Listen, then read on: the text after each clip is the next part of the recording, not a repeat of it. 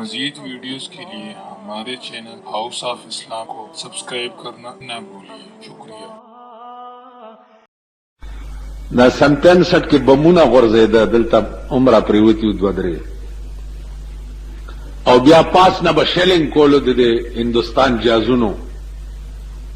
نو زه په دې سړک روان وم نو یو دلته و هغه اوس چې دا ټکار پاس نه شروع شو چرته لاړ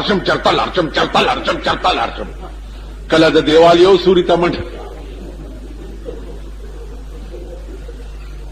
تاسو خیال راغی او داسې مثبت تاسو په ایمان وای دا جمعات کې چې ناستې داسې مونځ به وکړی شي چې نیم دشمن ته ولاړي هغه ته ګوري او نیم راشي دلته امام پسې مونځ کړي خو به کړی شي په اغړمبا کې. یو ښځې سړی راغی کور ته ویلې ښځې د کشمیر غزا ته ځم. هغې ویل په ارام کښېنه نه شې تللی ورځم پې هلکه مه کوه راکتوره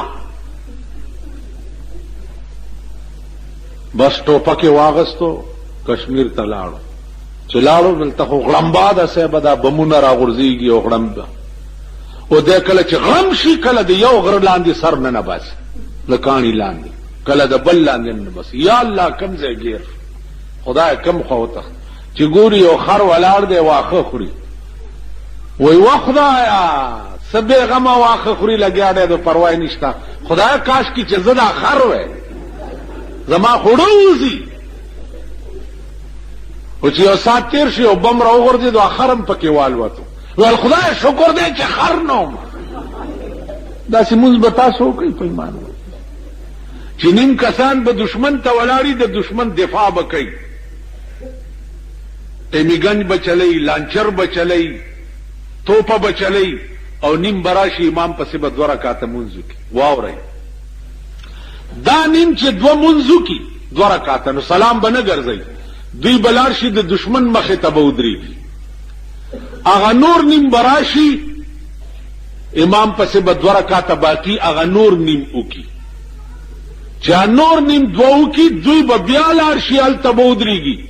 اغا 2 مونځ لا خلاص شوی نه دی اب بیا راشي دلته به 2 رکعاته پوره کړي او دوی به بیا لاړ شي او هغه نور به بیا راشي او بیا به دلته 2 رکعاته پوره کړي. تاسې به وکړئ او دا کړي دي صحابهو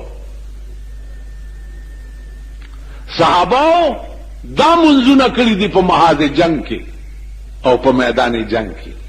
مونږ به اول زمونږ امام به په دغه وخت کې څوک پیدا کوي خبره ده کنه. نو عرض میں داو چې جهاد تر قیامت به جاری وي چې په دې بیس کې انګریزانو دا د بډبېرې بیس کې او دې انګریزانو لبا ښځې چا بوتلې چا به ولا بوتلې نن ستا په دې پېښور کې راشي چې درته وښیم ښځه ده او ښځې پیدا کوي سپلایره ده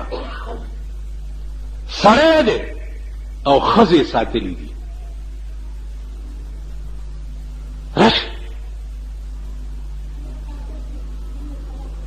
فی الحال ستا په لاهور کې هیره منډی کې څوک ناستي دي دا د چا لوڼه دي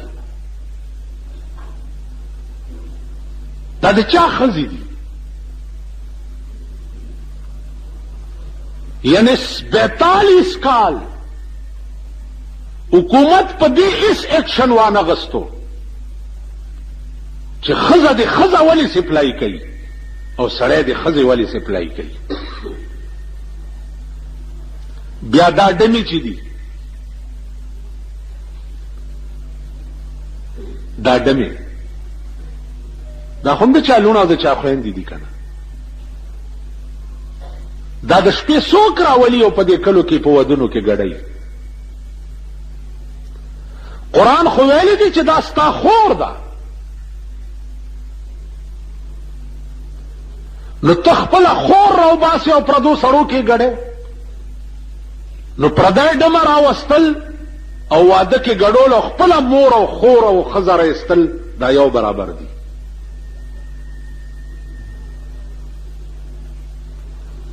د دې بې غیرت قوم به کم ویر جاړي، کم غم به جاړي.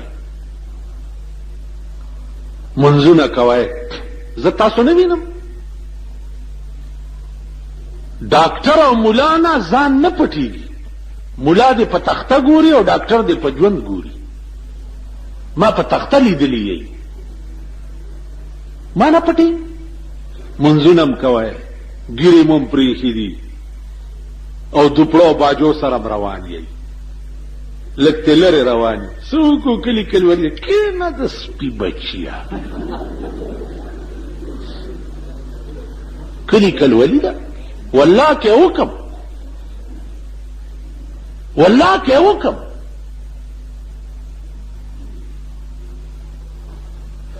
کلولي څه ته وایي؟